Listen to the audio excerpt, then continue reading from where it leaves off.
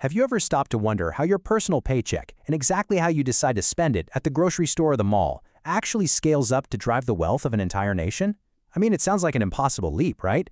But the truth is, the entire macroeconomy is really just a massive balancing act built on those everyday choices. Welcome to this explainer on the determinations of income and employment. Today, we're going to pull back the curtain and look at the invisible scale that dictates the economic health of our world.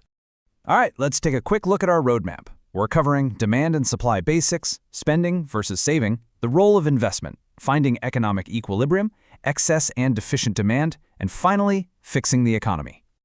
Let's dive right into Section 1, Demand and Supply Basics, Weighing the Economy. To understand how this whole system functions, we first need to establish the two main weights sitting on either side of our economic scale. First up, we have aggregate demand, or AD.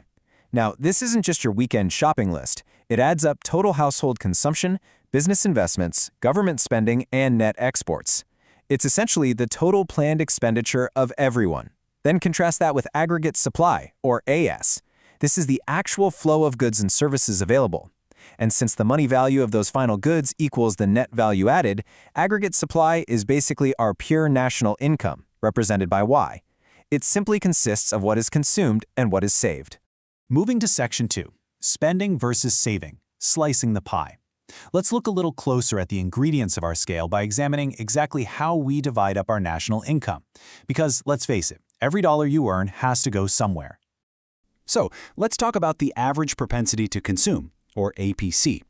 This is simply total consumption divided by total income. But here is the truly fascinating part. Even if your income drops to absolute zero, this value doesn't just disappear. You still have to eat, right? We call this autonomous consumption. It's that bare minimum survival spending. This means your APC can actually be more than 1 if you're borrowing money or dipping into past savings just to survive before hitting your break-even point. But what happens when you finally get that raise? That brings us to the marginal propensity to consume, or MPC. It's the ratio of the change in consumption to the change in income. Think of it like this. If someone hands you a crisp extra $100 bill, exactly how much of that specific $100 are you going to spend? The MPC measures the exact slope of our spending habits in the short run.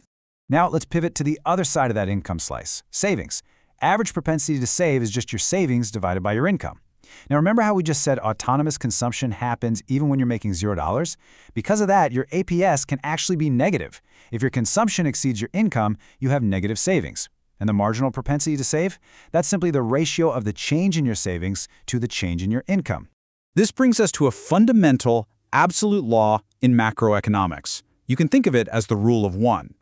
Every single new dollar of income generated in an economy is perfectly and ruthlessly accounted for. There's no middle ground here, no money just lost in the void. And this formula mathematically proves exactly why 1 equals MPC plus MPS. Because every single total increment in your income must be either consumed or saved. There's no third option. If your marginal propensity to consume is 0.8, meaning you spend 80% of your new income, well, your marginal propensity to save mathematically has to be 0.2.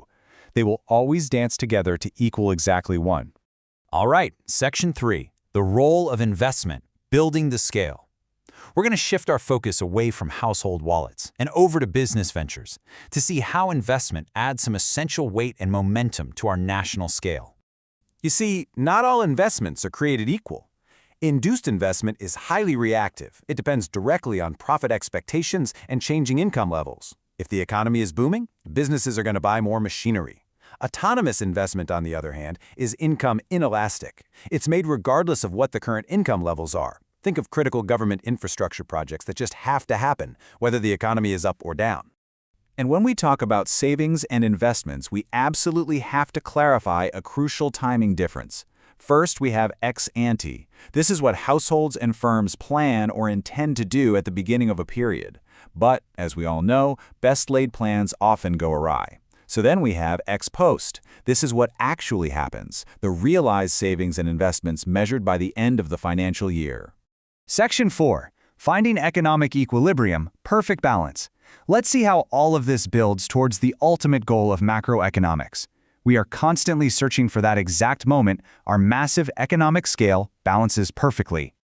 This is the true definition of equilibrium. It occurs at the precise point where the flow of goods and services perfectly matches the demand for them. Aggregate demand equals aggregate supply, or alternatively, planned savings equals planned investment. But I need to add a major caveat right here. Just because the scale is perfectly balanced doesn't automatically mean the economy is perfect or that everyone has a job. You see, equilibrium can happen at entirely different levels of employment. We have full employment, where everyone willing to work gets a job. We have voluntary unemployment, where people simply choose not to work at the current wage. But then there is involuntary unemployment. This is an absolute tragedy, where willing, able-bodied workers simply cannot find jobs, even if the macroeconomic scale is technically sitting at equilibrium. And underemployment? That means we are balanced, but we aren't fully utilizing our labor force. So, an economy can be in equilibrium but still be incredibly unhealthy for the average worker. But what happens when the economic scale misses full employment entirely and just tips over? That brings us to Section 5, Excess and Deficient Demand, the tipping point. We're going to analyze the intense conflict that arises when our economic balance breaks down entirely into a state of disequilibrium. This is when things get really volatile.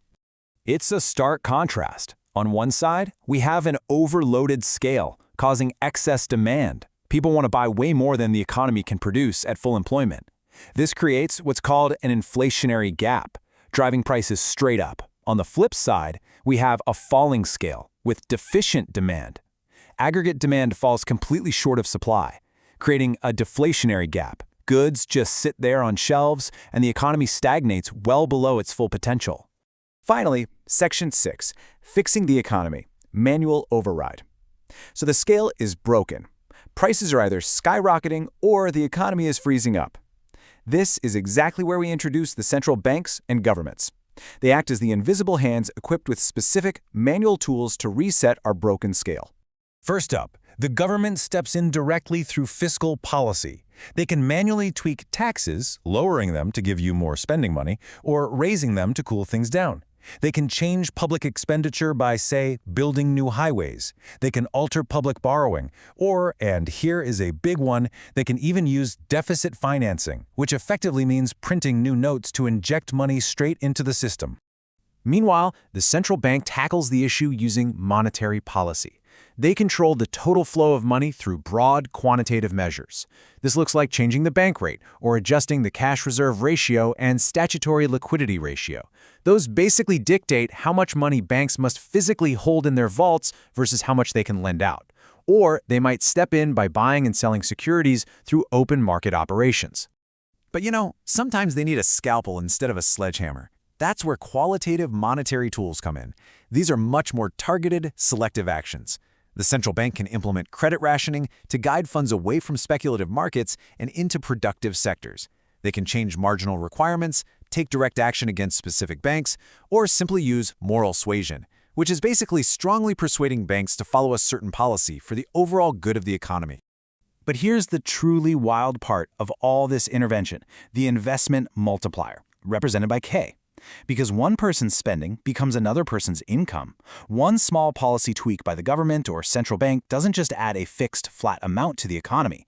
It echoes. It multiplies infinitely through the entire system. And the sheer size of that economic echo, it is directly tied to your marginal propensity to consume. Which brings us to our final thought for today. This entire complex machine of macroeconomics, the aggregate demand, the search for equilibrium, the massive government fiscal policies, it all ultimately rests on that incredibly human decision of whether to spend or save your next dollar. So if every dollar you spend immediately becomes the vital income for someone else, just how much power do you think your own wallet holds over the entire national scale? Definitely something to think about the next time you're out shopping. Thanks for joining this explainer, and keep questioning how the world works.